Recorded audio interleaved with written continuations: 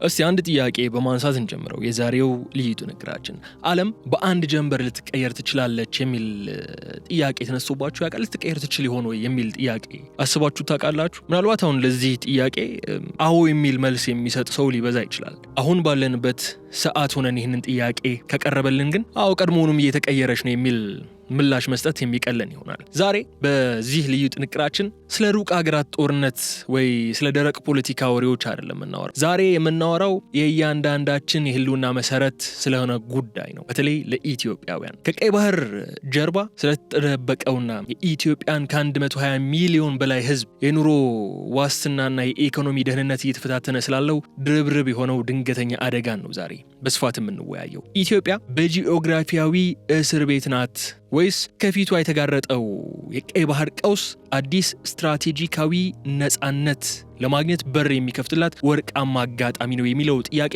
ዛሬ በስፋት የምናነሳው ነው። ለዚህ ጥያቄያችን ምላሽ የሚሆኑ ነጥቦችን ደግሞ የውጭ ጉዳይ ኢንስቲትዩት ያወጣውን እጅግ አሳሳቢ የሆነ ጥናት መሰረት በማድረግ አንድ ባንድ ወደ እናንተ እናደርሳለን። ሀገራችን ኢትዮጵያ ከአንድ ወደብ ጥገኝነት ወጥታ እንዴት ራሷን መከላከል የምትችልበት ሁኔታ ላይ መድረስ ትችላለች? የባህር ላይ መገኘቷ ለኢኮኖሚያዊ ደህንነቷ ጥበቃ ለማዋል ምን ያክል መስራት አለባት፣ በምን መልኩ መጓዝ አለባት የሚለውን ጥልቅ ትንታኔ ይዘንላችሁ ቀርበናል። ከዚህ በተጨማሪ ደግሞ ቀይ ባህርን ተሻግረን ወደ ሌላኛው ወቅታዊ ቀውስ ወይም ወደ መካከለኛው ምስራቅ እንድናመራ እንገደዳለን። እዚያም ሌላ ታሪካዊ ፍንዳታ እየታየ ስላለ ማለት ነው። በተለይ ከዚህ ቀደም ሌላ የእስራኤል የቀድሞ ባለስልጣን የነበረች አንዲት እንስት ወይም የቀድሞ የእስራኤል የውጭ ጉዳይ ሚኒስትር የነበረች እንስት የሰጠችውን አነጋጋሪ ሀሳብ አንስተን ተወያይተን ነበር። ዛሬ ደግሞ የቀድሞ የእስራኤሉ ጠቅላይ ሚኒስትር ኢሁድ ኦልማርት ዓለምን ያስደነገጠ አንድ ንግግር አድርገዋልና በሱ ዙሪያ ደግሞ በስፋት እናወራለን። የእስራኤል መከላከያ ሰራዊት እየፈራረሰ ነው።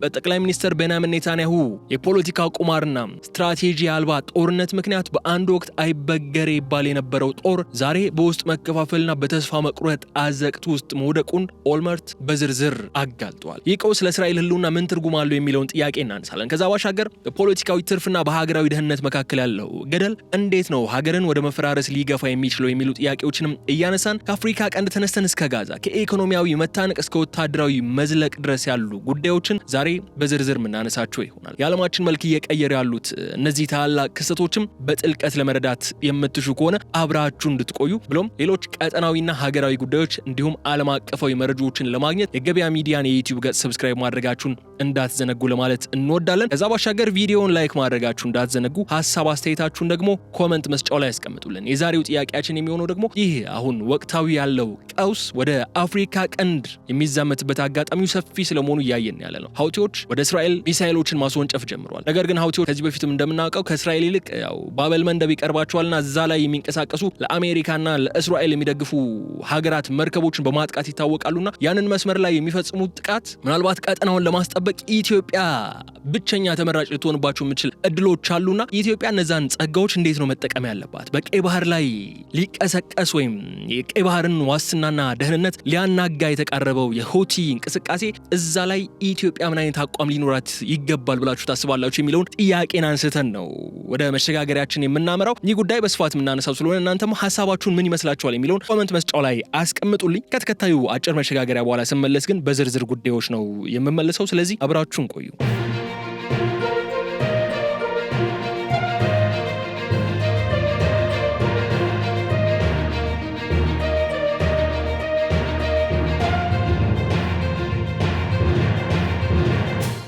ዛሬ መጀመሪያ ላይ ልናነሳው የወደድነው ጉዳይ ኢትዮጵያን የህልውና መሰረት የሚነካ ጉዳይ ነው፣ የቀይ ባህር ቀውስ። ይህ ጉዳይ ከወቅታዊ ፖለቲካ ግጭት ባለፈም የኢትዮጵያን ከ120 ሚሊዮን በላይ ህዝብ የኢኮኖሚ ደህንነት አደጋ ላይ የጣለ ታሪካዊ ክስተት ሆኖ ነው የተመዘገበው። የኢትዮጵያ የውጭ ጉዳይ ኢንስቲትዩት ወይም IFA በቅርቡ ያወጣውን አንድ ዘ ሬድ ሲ ፍሮንት ኤንድ ኢትዮጵያ ስትራቴጂክ ሬዚላንስ የሚል ጥናት መነሻ በማድረግ ነው ይህ ቀውስ ለአገራችን ምን ትርጉም እንዳለው በዝርዝር ለመመርመር የወደድነው። ከዋናውና እጅግ አሳሳቢ ከሆነው ሀቅ ነው የምንጀምረው። ኢትዮጵያ በአሁኑ ወቅት የመተላለፊያ መስመር ስጋት ወይም አክሰስ ሪስክ ውስጥ ትገኛለች። ይህ ስጋት ደግሞ የሚመነጨው ከአንድ ነጠላ የወደብ መተላለፊያ ላይ ካለ ጥገኝነት ነው። ጥናቱ የአይኤፍኤ ጥናት በግልጽ የሚያሳየን የቀይ ባህር ደህንነት መታወክ ለኢትዮጵያ ላየርድ ሾክ ወይም ድርብርብ የሆነ ድንገተኛ አደጋ ይዞባት ነው የመጣው። መርከቦች በባበል መንደብ በኩል ማለፍ ሲሳናቸው ወይም ጥቃት ቢሰነዘርባቸው አቅርቦቶች በከፍተኛ ሁኔታ ይስተጓጉላሉ። ይህ ማለት ደግሞ የኢትዮጵያ የኢኮኖሚ ደም ስር በውጭ ኃይሎች ቁጥጥር ስር እንዲወድቅ ያስገድደዋል ማለት ነው። ከዚህ ቀደም የጂኦፖለቲካ ስጋቶችን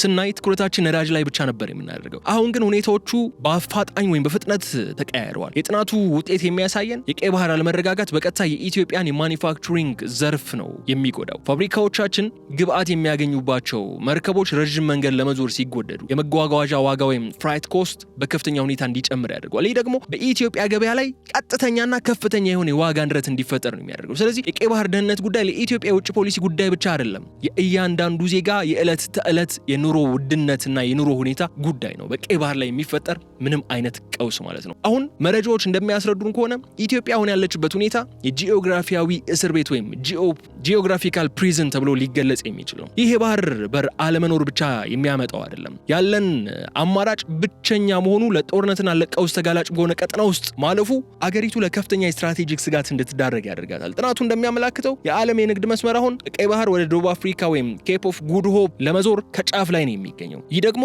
ኢትዮጵያ በሎጂስቲክስ ሰንሰለቱ መጨረሻ ላይ እንድትቀር የሚያደርጋል። ይህ ደግሞ አገሪቱ ወደ ዓለም ገበያ የምትልካቸው ምርቶች ተወዳዳሪነታቸው ያሳጣዋል። በተጨማሪ ደግሞ የቀይ ባህር ጂኦፖለቲካዊ ሽኩቻ የዓለምን ሀያላን ሀገራት በክፍለ አህጉሩ ያላቸውን ወታደራዊ መገኘት እንዲጨምሩ ያደርጓል። ይህ የጦር መሳሪያ ፉክክርና የባህር ኃይሎች መገኘት ደግሞ የኢትዮጵያን ዲፕሎማሲያዊ ነጻነት የሚፈታተን ጉዳይ ሆኖ ብቅ ማለቱ አይቀርም። በአካባቢው የሚፈጠሩ ጥቃቅን ግጭቶች በቀጥታ የአገሪቱን የገቢና ወጪ ንግድ ሊዘጉና ሊያስተዋጉሉ ይችላሉ። ስለዚህ የቀይ ባህር ቀውስ ለኢትዮጵያ የደህንነት ስጋት ብቻ አይደለም ይዞ የሚመጣው የአገራዊ ህልውናና የስትራቴጂክ ነጻነት ወይም ስትራቴጂክ አውቶኖሚ ጉዳይም ፈተናው ሆኖ ይመጣል። አሁን ዋናው ጥያቄ ላይ ስናተኩር ኢትዮጵያ ይህንን አደጋ እንዴት ነው መቋቋም የምትችለው? ይህንን ጥያቄ ለመመለስ ደግሞ የኢትዮጵያዊ የውጭ ጉዳይ ኢንስቲትዩት ወይም IFA ያወጣውን ጥልቅ ጥናት እንደ መውጫ መንገድ ያስቀመጣቸውን ስትራቴጂካዊ መፍትሄዎችን መመልከት ግድ ይለናል። ወደዛ ስናምራ ደግሞ መጀመሪያ ላይ የምናገኘው ስትራቴጂካዊ የመቋቋም አቅም ወይም ስትራቴጂክ ሬዚሊያንስ የሚለው ጽንሰ ሐሳብ ነው ለመመልከት የምንገደደው። ይህ ማለት ምን መሰላችሁ? ኢትዮጵያ እንደ አገር በውጭ ኃይሎች ወይም በድንገተኛ ቀውሶች የመጠቃት እድሏን የምታጠብበት ሳይንሳዊ መንገድ ነው። ጥናቱ በግልጽ እንደሚያስቀምጠው ከሆነ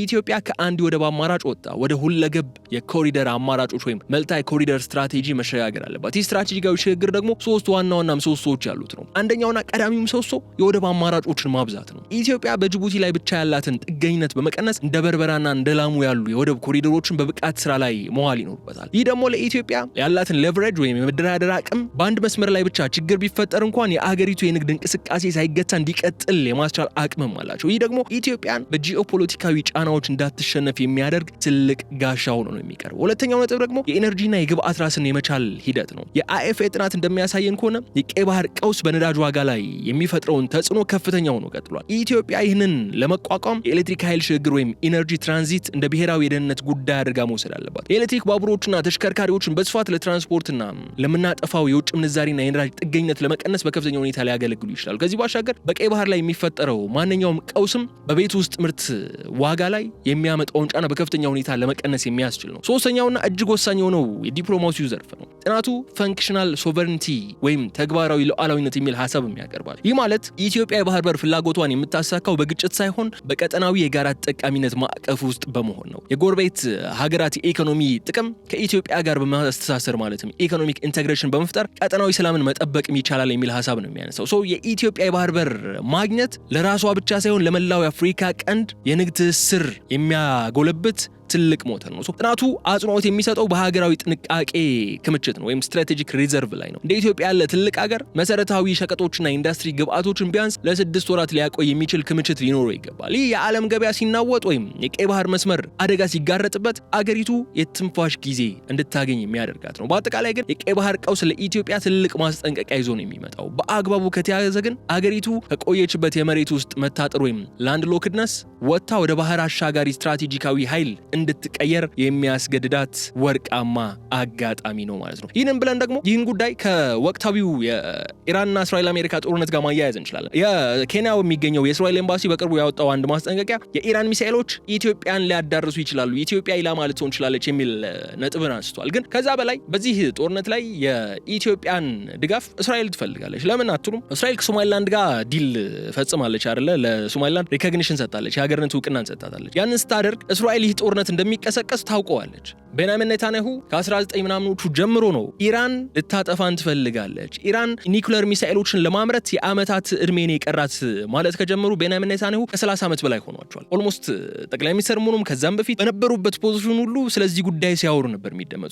ቀኑ መቼ ይሆናል የሚለው ነበር እንጂ ይህ ጦርነት እንደሚነሳ ኔታንያሁ ያውቁታል። ሶማሊላንድን ደግሞ ለዚህ ጦርነት ወሳኝ ስትራቴጂካዊ ቦታ ነች። ለምን አትሉም? ባቤል መንደብ የሚባለው ነገር አሁን ያ የባህር መስመር አሁን ወደ ጨዋታ ውስጥ ገብቷል አይደል? ሁቲዎች ወደ ጦርነቱ መቀላቀላቸውን ከገለጹበት ሰዓት ጀምሮ ይህ መስመርም የስጋት ቀጠና ሆኗል። ሆርሙዝን ያለ ኢራን ይሁንታ የምታልፍ መርከብ የለችም በዚህ ሰዓት። ኢራን ሆርሙዝን ፈንክሽናሊ ሙሉ ለሙሉ ሊባል በሚችል ደረጃ ዘግቷለች። የምትፈልጋቸውን መርከቦች ብቻ ነው ያስተላለፈች ያለችው። እነዛ መርከቦች እንዲያልፉ ደግሞ እስከ $2 ሚሊዮን የሚደርስን ገንዘብ ወይም ፕራይስ እያከፈለች ነው ያለችው፣ የትራንዚት ወይም ቶል እያስከፈለች ነው ያለችው። ይህ በሚሆንበት ሰዓት ብዙ መርከቦች አሁን የቀይ ባህርን አክሰስ ለመጠቀም እየሞከሩ ነበር። በባቤል መንደብ ማለፍ ደግሞ ግድ ይላቸዋል። ይህ መስመር ደግሞ ሁቲዎች ስጋት የሚጥሉበት መስመር ነው። ይህንን መስመር ለመከላከል ደግሞ እስራኤል ከሶማሊላንድ ሆና መንቀሳቀስ ትፈልጋለች። አሜሪካ በጅቡቲ ውስጥ የጦር ቤዝ አላት። ይህንን መስመር ቀጣዩ የውጊያ ቀጠና መሆኑ የማይቀር ነው። ይህ መስመር ቀጣዩ የውጊያ ቀጠና ሲሆን ደግሞ በአካባቢው ያለች አቅም ወታደራዊ አቅም ያላት ይህንን መስመር በማስጠበቅ ረገድ ልታግዝ የምትችለው የባህር በር የላት ኢትዮጵያ ነች። ይህንን መስመር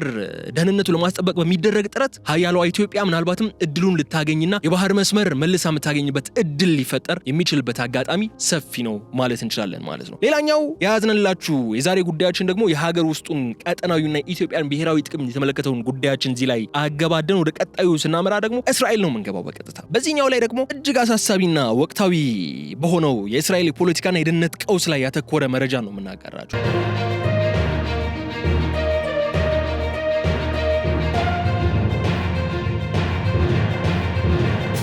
የቀድሞ የእስራኤሉ ጠቅላይ ሚኒስትር ኢሁድ ኦልመርት በቅርቡ የሰነዘሩት ብርቱ ማስጠንቀቂያ የሀገሪቱን ወታደራዊና ፖለቲካዊ መዋቅር እንዴት እያናወጠው እንደሚገኝ በዝርዝር የሚያሳየን መረጃ ነው። የእስራኤሉ የቀድሞ ጠቅላይ ሚኒስትር ኢሁድ ኦልመርት በሰጡት ይፋዊ መግለጫ የእስራኤል መከላከያ ኃይል ወይም አይዲኤፍ ሊቋቋመው ከሚችለው በላይ የሆነ ጫና ውስጥ ወድቋል፣ በአሁኑ ወቅት የመፍረስ አደጋ እያጋጠመው ነው ሲሉ በማያሻማ መልኩ አስጠንቅቀዋል። ኦልመርት እንደሚሉት ይህ ቀውስ የመጣው በጠላት ጥንካሬ ሳይሆን በጠቅላይ ሚኒስትር ቤንያሚን ኔታንያሁ የሚመራው መንግስት በወሰዳቸው የተሳሳቱ የጦርነት ስልቶችና ግልጽ የሆነ የፖለቲካ ግብ በሌላቸው ወታደራዊ እንቅስቃሴዎች ምክንያት ነው ብለዋል። የቀድሞ ጠቅላይ ሚኒስትር ጦሩ ለረጅም ጊዜ ያለ ረፍት በጦርነት ውስጥ መቆየቱ፣ የመጠባበቂያ ኃይሉ መዛሉና የአመራር ክፍተት መፈጠሩ እስራኤልን ለከፍተኛ የህልውና አደጋ እንድትጋለጥ አድርጓታል ብለዋል። ኦልመርት የኔታንያሁ መንግስት ጦርነቱን የሚመራበት መንገድ ለሀገር ደህንነት ሳይሆን ለፖለቲካዊ ህልውና እየተመቻቸ ነው ሲሉም ገልጿል። እንደ እሳቸው አገላለጽ ከሆነ ኔታንያሁ ጦርነቱን የሚያራዝሙት የራሳቸውን ስልጣን ለማቆየትና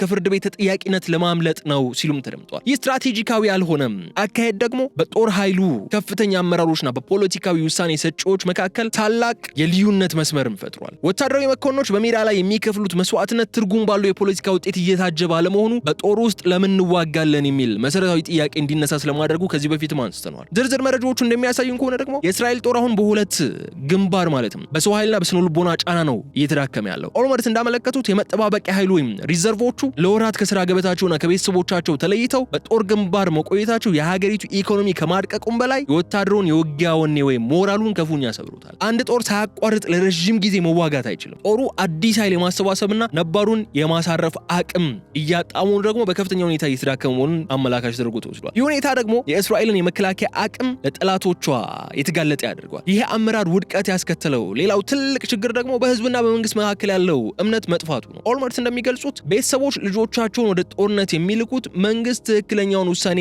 ይወስዳል ወይም ይወስኗል በሚል እምነት ነው። አሁን ግን ጦርነቱ ያለምንም ግልጽ እቅድ ወይም ምንም አይነት ኤግዚት ስትራቴጂ ሳይኖረው መራዘሙ ህዝቡ በመንግስት ላይ ያለውን አመኔታ እንዲያጣ ያደረገው ነው ያለው። ይህ ደግሞ በሀገሪቱ ውስጥ ከፍተኛ የሆነ የተቃውሞ ድምጽና የውስጥ አለመረጋጋት እንዲፈጠር ምክንያት እየሆነ ነው የመጣው። በዚህም የሚያሳየን ምን መሰላችሁ? ኦልመርት ያቀረቡት ጥያቄ እስራኤላውያን እያቀረቡት ያሉት ጥያቄ ነው። እርሳቸው እንደሚሉት እስራኤል ከዚያ ዘቅት ውስጥ ለመውጣት አፋጣኝ የሆነ የአመራር ለውጥ ነው የሚያስፈልጋት ብለው ያምናሉ። ኔታንያሁ ስልጣን ላይ እስካሉ ድረስ ጦርነቱ ዓላማ ቢስ ሆኖ እንደሚቀጥል፣ ይህም የሀገሪቱን መከላከያ ኃይል ሙሉ በሙሉ ወደ መፈራረስ እንደሚመራው በዝርዝር አስረድቷል። ይህ ጦርነት የሚመራው በምክንያት ሳይሆን በስሜትና በግል ፍላጎት ነው የሚለው ንግግራቸውም ለወደፊቱ እስራኤል የሚጠብቃትን አስከፊ ጣፈንታ አመላካሽ ነው ተብሏል። ኢሁድ ኦልመርት በሰጡት ንግግር ወይም መግለጫ አጽንኦት የሰጡበት ሌላው ትልቁ ስጋት ደግሞ እስራኤል የመውጫ ስልት ወይም ኤግዚት ስትራቴጂ አልባ በሆነ ጦርነት ውስጥ የተዘፈቀችው የሚለው ነው። ኦልመርት እንደሚሉት አንድ ጦርነት ወታደራዊ ድል ህልም ብቻ ሳይሆን ያንን ድል ወደ ፖለቲካዊ መፍትሄ የሚቀይር ብቁ አመራር ይፈልጋል ይላሉ። ሆኖም ግን የኔታንያሁ መንግስት ጦርነቱ የሚያበቃበትን ግልጽ እቅድ ማቅረብ አለመቻሉ እስራኤልን ማለቂያ በሌለውና ዋጋ በሚያስከፍል አዙሪት ውስጥ እንድትቀር አድርጓታል ብለው ያምናሉ። ይህ ስትራቴጂካዊ እውርነት ደግሞ ጦሩን ያለምንም ግልጽ ግብ እንዲዋጋና በወታደሮች ዘንድም ለምን በከንቱ መስዋዕት እንሆናለን የሚል ጥልቅ የተስፋ መቁረጥ ስሜት እንዲፈጠር አድርጓል ሲሉ ነው የቀድሞ ጠቅላይ ሚኒስትር የሚከራከሩት። ኦልመርት በዝርዝር እንዳብራሩት ይህ የአሁኑ ቀውስ ከጦር ግንባር አልፎ የእስራኤልን ማህበራዊ መሰረት እየናደ ነው የሚገኘው። በሀገሪቱ ታሪክ ታይቶ በማይታወቅ መልኩ በጦርነቱ መቀጠልና መቆም ጉዳይ ላይ ማህበረሰቡ ለሁለት ተከፍሏል። በአንድ በኩል ስልጣናቸውን ለማቆየት ጦርነቱን የሚገፉ ጽንፈኛ የፖለቲካ ኃይሎች አሉ የሚል እምነት አለ። በሌላ በኩል ደግሞ ልጆቻቸው ከንቱ ሞት እንዳይሞቱ የሚፈልጉና የሀገሪቱን ሰላም የሚሹ ወገኖች ደግሞ ከነዛ ከቀደሙት ስልጣናቸውን ለማቆየት ሲሉ ጦርነቱን የሚደግፉ ሰዎች መጋጨታቸው እስራኤልን ወደ ውስጣዊ መፈራረስ እየገፋት እንደሆነ ነው ኦልመርት የሚያስረዱት። ይህ የውስጥ መከፋፈል ደግሞ ለጠላቶች የድክመት ምልክት ሆኖ እየታየና ኢራንም በአግባቡ እየተጠቀመችበት እንደምትገኝ ይገለጻል። ሌላው ኦልመርት በዝርዝር ያዳሰሱት ነጥብ ደግሞ የእስራኤል ዓለም አቀፍ ተሰሚነት መላላቱን የሚያሳይ ጉዳይ ነው። የኔታንያሁ መንግስት አቋም እስራኤልን ከቅርብ ወዳጆቿ ሳይቀር እያራቃት ነው ብሎ ያምናሉ። ጦርነቱ በሰው ልጅ ህይወት ላይ ያደረሰ ያለው ከፍተኛ ጉዳትና ለሰላም ጥሪዎች የሚሰጠው መልስ ደካማ መሆን እስራኤል በዓለም አቀፉ ማህበረሰብ ዘንድ ያላትን የሞራል የበላይነት እያሳጣት መጥቷል ብሎ ያምናሉ። ኦልመርት እንደሚሉት ያለ ዓለም አቀፍ ድጋፍና ያለ ጠንካራ ዲፕሎማሲ የሚደረግ ጦርነት መጨረሻው ሽንፈት ነው። ይህ ደግሞ ለሀገሪቱ የረጅም ጊዜ ደህንነት እጅግ አደገኛ ነው ብሎ ያምናሉ። በመጨረሻ ግን ኦልመርት ለእስራኤል ህዝብና ለፖለቲካው መደብ ያቀረቡት ጥሪ እጅግ ግልጽ ነው። እሱም ታሪክ በዝምታ አይመለከትም የሚል ንግግር ነው። ኦልመርት ኔታንያሁና ግብረ አበሮቻቸው ለደረሰው ውድቀትና ለፈሰሰው ደም ሙሉ በሙሉ ተጠያቂ መሆን እንዳለባቸውም አጽንኦት ሰጥቷል። በአሁኑ ወቅት ተቋማዊ ለውጥ ካልመጣና አዲስ ብቁና ሀገራዊ ራዕይ ያለው አመራር ስልጣኑን ካልተረከበ የእስራኤል መከላከያ ኃይል ለረጅም ጊዜ የማይጠገን ጉዳት ሊደርስበት ይችላል ሲሉ አስጠንቅቀዋል። ጦርነት የሚሸነፈው በመሳሪያ ብዛት ብቻ ሳይሆን በህዝብ እምነትና በታማኝ አመራር ጭምር ነው የሚለው ንግግራቸውም ማጠቃለያ አድርገውታል። የእስራኤል ወቅታዊ ችግር የጠላቶቿ ጥንካሬ ብቻ ሳይሆን የውስጥ አመራር መበስበስና የስትራቴጂ እጦት መሆኑም በዝርዝር የሚያሳዩ ጉዳዮች ነው እየወጡ ያሉት። ኦልመርት እንዳሉት እስራኤል አሁን ያለችበት መንገድ ወደ ጥፋት የሚመራ እንጂ ድልን የሚያመጣ አይደለም ብለው ያምናሉ። ይህን የሚያምኑት ደግሞ የሀገሪቱ የቀድሞው ጠቅላይ ሚኒስትር ናቸው። ብቻ ግን የተከበራችሁ የገበያ ሚዲያ ተከታታዮቻችን እነዚህ ዛሬ የተመለከትናቸው ሁለት የተለያዩ የሚመስሉ ግን በአንድ ታላቅ የጂኦፖለቲካ አዙሪት የተሳሰሩ ታሪኮች ነው። በአንድ በኩል የኢትዮጵያን ከ120 ሚሊዮን በላይ ህዝብ የኢኮኖሚ ደም ስር የሚገዳደረው የቀይ ባህር ቀውስ ተመልክተናል። የኢትዮጵያ የውጭ ጉዳይ ኢንስቲትዩት ወይም IFA ጥናት እንደሚያሳየን አገራችን ካለችበት ጂኦግራፊያዊ እስር ቤት ወጣ ስትራቴጂካዊ ነፃነቷን ለማረጋገጥ የወደብ አማራጮች ማብዛት፣ የኤነርጂ ራስን መቻልና ቀጠናዊ ትስስርን ማጠናከር አማራጭ የሌለው መውጫ መንገድ መሆኑን የሚያስረዱ ናቸው። የቀይ ባህር ደህንነት ለኢትዮጵያ የዲፕሎማሲ ተራ ንግግር ወይም ወሬ ሳይሆን የእያንዳንዱ ዜጋ የዕለት ተዕለት የዳቦ ጥያቄና ጉዳይ ነው። በሌላ በኩል ደግሞ በመካከለኛው ምስራቅ ለአንድ ወር ገደማ የተካሄደው የእስራኤል መከላከያ ሰራዊት እየተሳተፈበት ያለው ጦርነት በአመራር ውድቀትና የመውጫ ስልት በሌለው ጦርነት ምክንያት ወደ መፈራረስ መቃረቡ የሚገልጸውን የኤሁድ ኦልመርትን ብርቱ ማስጠንቀቂያ ነው በስፋት የተመለከትነው። ይህ የሚያሳየን አንድ ትልቅ እውነት የሀገር ጥንካሬ የሚለካው በመሳሪያ ብዛት ብቻ ሳይሆን ግልጽ በሆነ ስትራቴጂካዊ ራዕይ፣ በህዝብ እምነትና በታማኝ አመራር መሆኑ ነው። ታዲያ ከነዚህ ሁለት ትልቅ ክስተቶች ምን እንማራለን ካልን ዓለማችን ዛሬ ካለችበት ውስብስብ ሁኔታ አንጻር ዝግጁነትና ተለዋዋጭነት ወይም ሬዚሊያንስ ኤንድ አዳፕታቢሊቲ ለሀገራት ህልውና ወሳኝ መሆናቸውን ነው። ኢትዮጵያም ሆነች ሌሎች የቀጠናው ሀገራት ከውጭ ለሚመጡ ድንገተኛ አደጋዎች የማይበገሩ ጠንካራ ተቋማትን መገንባት ይኖርባቸዋል። ዛሬ ያነሳናቸው ነጥቦች የሚያሳዩን የታሪክ ማዕበል ሲመጣ ዝም ብሎ መመልከት ሳይሆን ማዕበሉን ተገንዝቦ አቅጣጫን ማስተካከል የብልህ መሪዎችና የነቁ ህዝቦች ተግባር ነው። ኢትዮጵያም እየመጣ ያለውን ማዕበል ተመልክታ ራሷን ማዕበሉ ገፍትሮ ከመጫወቻ ሜዳው እንዲያስወጣ ሳይሆን ማዕበሉ አንሳፎ የምትፈልግበት ለዘመናት ያልተመለሰውን ጥያቄዋ ምላሽ ወደምታገኝበት ቦታ እንዲያደርሳት መጣር የነቁ ህዝቦችና